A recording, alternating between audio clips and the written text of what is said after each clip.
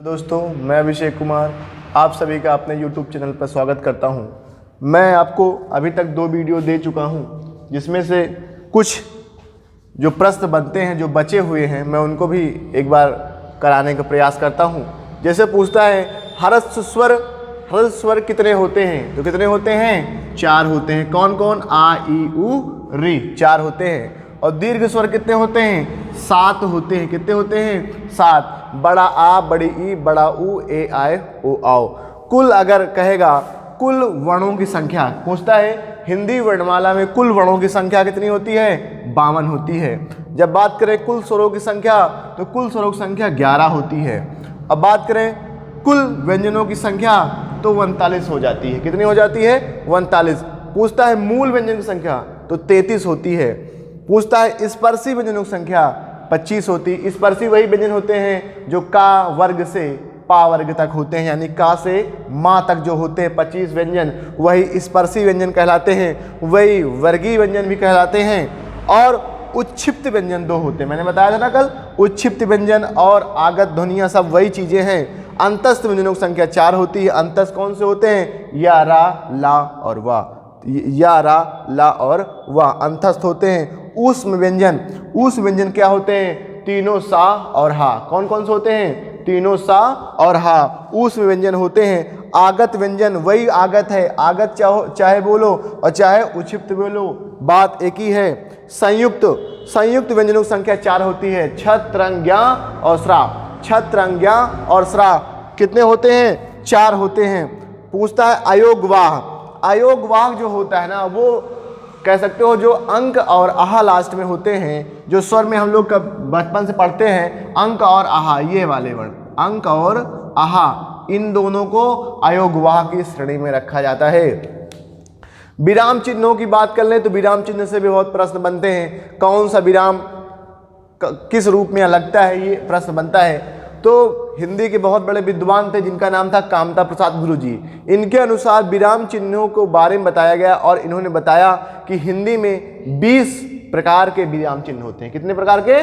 20 प्रकार के विराम चिन्ह होते हैं। अल्प विराम, देखिए अल्प विराम, अल्प का मतलब होता है थोड़ा, विराम का मतलब होता है ठहराव। जैसे हम लोग काम करते करते रुकते हैं ना, थोड़ा आराम करते हैं, वैसे हम पढ़ते लिखते समय, यानी कि लिखते समय जब थोड़ा सा रुकते हैं, वही क्या है? अल्प विराम है। विराम का मतलब जितने भी हैं इनका सबका मतलब है ठहराव। क्या? विराम का शाब्दिक अर्थ क्या होता है? ठहराव। ठीक है, इसमें से अल्प विराम ये क्या है? ये अल्प विराम का चिन्ह है। पूछता है अल्प विराम का प्रयोग, जैसे एक शब्द है, ये देखो मैंने वाक्य लिखा है, आपको समझाने के लिए, उदाहरण के लिए मैंने एक वाक्य लिखा है। ये सभी एग्जाम जो है आपके विराम चिन्ह है, उनके सभी के मैं एग्जाम्पल लिखा हूँ और आपको समझाने का प्रयास कर रहा हूँ।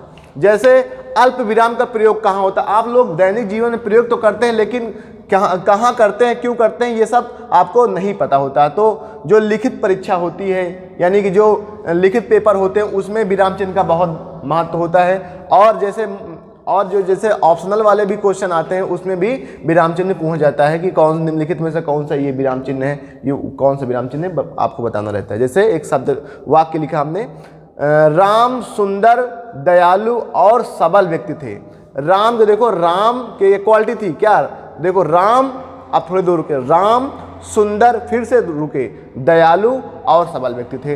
तो जो एक थोड़ी थोड़ी देर ठहराव हो रहा है, यही क्या है? अल्प विराम चिन्ह है। अर्धविराम चिन्ह, अर्धविराम का मतलब क्या होता है? थोड़ा सा रुकना, यानी कि अर्ध। ये देखो एक एग्जाम्पल लिखा है, एक धूर्त व्यक्ति है। क्या है? एक धूर्त व्यक्ति है, ऐसा उसके मित्र कहते हैं। कोई व्यक्ति है जो बहुत धूर्ता उसके अंदर भरी पड़ी है, और ऐसा उनके मित्र कहते हैं। जो यहाँ लास्ट में लिखा है ये है अर्धविराम चिन्ह। पूर्ण विराम चिन्ह आपको सभी पता है। पूर्ण विराम चिन्ह कहाँ लगता है? वाक्य के अंत में लगता है। कहाँ लगता है? वाक्य अंत में। जैसे हमें एक ये देखो लिखा हुआ, हमें बिजली पानी की बचत करनी चाहिए। क्या करनी चाहिए? हमें बिजली पानी की बचत करनी चाहिए। तो लास्ट में जो लगेगा वो विराम चिन्ह होगा। क्या होगा? विराम चिन्ह होगा। जैसे ये प्रश्न चिन्ह, जो प्रश्न चिन्ह आपको पता ही है, प्रश्न चिन्ह ऐसे बनता है। और जैसे इसका वाक्य पूछे, कौन था, जैसे मैं पूछूं कौन था, तो जो कौन था वही क्या है, एक प्रश्नवाचक चिन्ह यहाँ पर लग जाएगा। अब विस्मयादिबोधक, विस्मयादिबोधक ऐसी घटना है जैसे तुरंत एकाएक हो जाए, जिनकी हमको आशा ना हो वो हो जाए, वो क्या है, विस्मयादिबोधक चिन्ह है। जैसे कहें अरे तुम इतनी जल्दी आ गए, अरे वहाँ ये घटना घट गई, तो ये क्या है, विस्मयादिबोधक चिन्ह है। जैसे तो योजक चिन्ह, योजक चिन्ह ज्यादातर क्या होता है कि जैसे विपरीत शब्दों के अंतर्गत लगते हैं। विपरीत जैसे माता पिता, दिन रात, दाल रोटी, ठीक है। जैसे दिन रात, देखो ये जो चिन्ह लगा बीच में, इसको क्या कहते हैं, योजक चिन्ह कहते हैं। जो बीच में लग रहा चिन्ह क्या कहते हैं, इसको योजक चिन्ह कहते हैं। कोष्टक, कोष्टक में, कोष्टक मुख्य रूप से 3 प्रकार के होते हैं। देखो ये कौन सा है कोष्टक, ये है छोटा, ये है मंझला, और ये है सबसे बड़ा कोष्टक, ठीक है। ये जैसे हम कहें ये एक वाक्य लिखा है जिसमें कह रहा शहर होते ही मजदूर घर से निकले। शहर, ये देखो ये शहर, ये ऐसे वाला शहर नहीं, ये शहर नहीं है, ये वाला, ये शहर होता है सिटी वाला, और ये शहर है सुबह वाला। क्या है, ये सुबह वाला शहर है। इसको, इसका मतलब जैसे हमको अगर इसका मतलब नहीं आ रहा तो हम ऐसे लिख सकते हैं सुबह, और इसको हम ब्रैकेट में बंद कर देंगे, यही क्या हो जाएगा, सुबह होते ही मजदूर घर से निकले, ठीक है। तो ये हो जाएगा ब्रैकेट, ठीक है। अवतरण चिन्ह, अवतरण चिन्ह, या देखो अवतरण चिन्ह जैसे ये कोई, इसको कहते हैं, इसको आप कह सकते हैं जैसे आप लोग अंग्रेजी में पढ़ते हैं सिंगल इन्वर्टेड कॉमा, क्या कहते हैं, सिंगल इन्वर्टेड कॉमा, एक अहरा चिन्ह, मतलब सिंगल इन्वर्टेड कामा। ये जैसे ये एक मुंशी प्रेमचंद्र की ये रचना है जिसका नाम है पूस की रात। पूस की रात में हमने ये लगाया, ये है क्या, इकहरा, इकहरा अवतरण चिन्ह, ठीक है। और उपविराम चिन्ह, क्या है, उपविराम चिन्ह, जैसे ये है, इसका चिन्ह है उपविराम। जैसे हमको कोई वाक्य लिखना है, जैसे लिखा है विज्ञान एक वरदान है। विज्ञान क्या है, एक वरदान, तो हम लोग क्या करते हैं, विज्ञान लिखते हैं फिर चिन्ह लगा देते हैं, वो क्या है, ये है उपविराम चिन्ह, ठीक है। अब जैसे विवरण चिन्ह, विवरण चिन्ह का मतलब क्या होता है, जैसे कोई शब्द हम लिख रहे हैं, कोई लिख रहे हैं परिभाषा, परिभाषा लिखने के बाद जैसे हमने क्या किया, जैसे आप ये कह सकते हो, जैसे हमने लिखी परिभाषा, परिभाषा लिखी और ऐसे बना दिया, ये क्या है, ये क्या है, ये विवरण चिन्ह है। क्या है, विवरण चिन्ह, क्या है, विवरण चिन्ह, ठीक है। और दोहरा अवतरण चिन्ह, यही नहीं कि अंग्रेजी में क्या कहते हैं, डबल इन्वर्टेड कॉमा, इसको हिंदी में कहते हैं दोहरा अवतरण चिन्ह।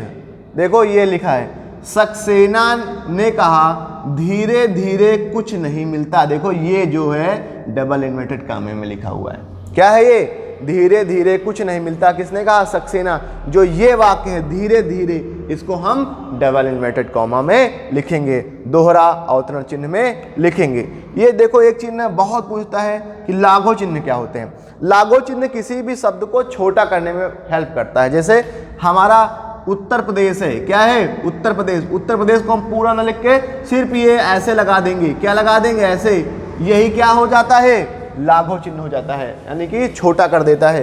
लोप चिन्ह, लोप चिन्ह का मतलब होता है जैसे हम कोई बार की पुनरावृत्ति, कोई चीज पुनरावृत्ति हो रही तो हम ऐसे डैश डैश करके, अंग्रेजी में कहते हैं डैश, डैश डैश करके लगा देते हैं, वही क्या कहते हैं, लोप चिन्ह। दीर्घ अवतरण चिन्ह, दीर्घ अवतरण चिन्ह में आप लोगों ने पढ़ा होगा हाई स्कूल में या 10th में, ये कह सकते हो 12 में। जैसे कोई दोहा लिखा होता है तो ऐसे ऐसे ऐसे लगाते हैं, ऐसे ऐसे ऐसे, ये होता है बड़ा यानी कि दीर्घ, और ये क्या होता है, लघु, ठीक है। जब बड़ा मात्रा होती है, जैसे बड़ा आ, बड़ी ई, बड़ा ऊ, तो ये दीर्घ वाला लगता है, क्या, दीर्घ वाला लगता है, ठीक है। समझ गए। दीर्घ अवतरण चिन्ह, राधा जल्दी आओ, तो राधा क्या है, यहां ऐसे हम लगा सकते हैं राधा, ये बड़ा की मात्रा है, भी बड़ा की मात्रा है, तो क्या है, ये क्या, कौन चिन्ह हो जाएगा, दीर्घ अवतरण चिन्ह हो जाएगा। हंस पद, हंस पद को त्रुटि बोधक चिन्ह भी कहते हैं, क्या कहते हैं, त्रुटि बोधक। जैसे हम कोई वाक्य लिख रहे होते हैं और लिखते लिखते हमसे क्या हो जाती है, एक कोई शब्द छूट जाता है, तो हम जहां पर हमको जगह मिलती है वहीं पर हम इसको ऐसे लगा के, जैसे ये हमने एक वाक्य लिखा है, कहाँ लिखा है, मैं पिताजी के साथ बाजार गया, ऐसे लिखा जा सकता था, मैं पिताजी के साथ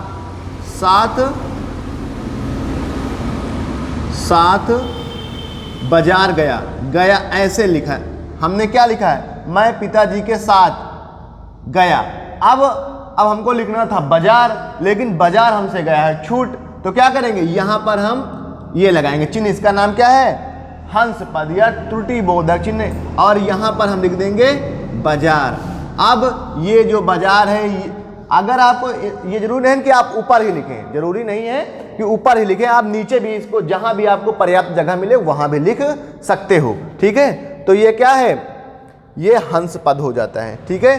टीका सूचक चिन्ह वो होता है जैसे कोई पैराग्राफ दिया होता है, क्या होता है, पैराग्राफ दिया होता है और उसी के विशेष बारे में मुझसे पूछता है, तो वो क्या है, टीका सूचक चिन्ह हो जाता है, ठीक है। अब जैसे तुल्यता सूचक, तुल्यता मतलब बराबर, क्या, बराबर, जैसे ये है पाषाण, क्या है, पाषाण, और पाषाण का मतलब भी क्या होता है, पत्थर, पत्थर का मतलब भी पाषाण, पाषाण का मतलब भी पत्थर, ये बराबर का चिन्ह है, यानी कि तुल्यता, बराबरता का संकेत देते हैं, ठीक है। पाद चिन्ह, ठीक है, ये रेखा चिन्ह है, इसे रेखा चिन्ह भी कहते हैं। जैसे हम लोग कोई वाक्य लिखा होता है, क्या लिखा होता है, कोई सेंटेंस लिखा होता है या वाक्य लिखा हो, जैसे कहते हैं कि रेखांकित शब्द की व्याख्या करिए, तो वो वही क्या है, रेखा चिन्ह है या पाद चिन्ह है, ठीक है। और पुनरुक्त चिन्ह का मतलब होता है जैसे कोई शब्द हम लिख रहे होते हैं, जैसे हमको लिखना है, जैसे अगर मैं बताऊं, जैसे हमको मार्केट गए, मार्केट से हमको कुछ चीज़ लेनी थी, क्या सामान लेना था, जैसे हमको 10 किलो लेना था गेहूं, क्या लेना था, 10 केजी गेहूं, ठीक है। तो और हमको 10 किलो चावल भी लेना था, तो हम इसको ऐसे बना देंगे और चावल लिख देंगे सिर्फ, ये जो चिन्ह बनाएंगे यही क्या है, ये क्या है, पुनरुक्त चिन्ह, यानी कि कोई चीज की पुनरावृत्ति हो रही है, तो ये क्या हो जाएगा, क्या हो जाएगा, पुनरुक्त चिन्ह। और ये लास्ट में समाप्ति बोधक, जैसे हम कोई निबंध लिखते हैं, कोई काव्य लिखते हैं, कोई रचना लिखते हैं, कोई निबंध, कुछ भी लिखते हैं, जब लास्ट में हमारा खत्म हो जाता है तो हम ऐसे ऐसे लगाते हैं, ऐसे लगाते हैं और ऐसे बंद कर देते हैं, इसको क्या कहा जाता है, समाप्ति बोधक चिन्ह। आज के लिए बस इतना ही, बहुत बहुत धन्यवाद।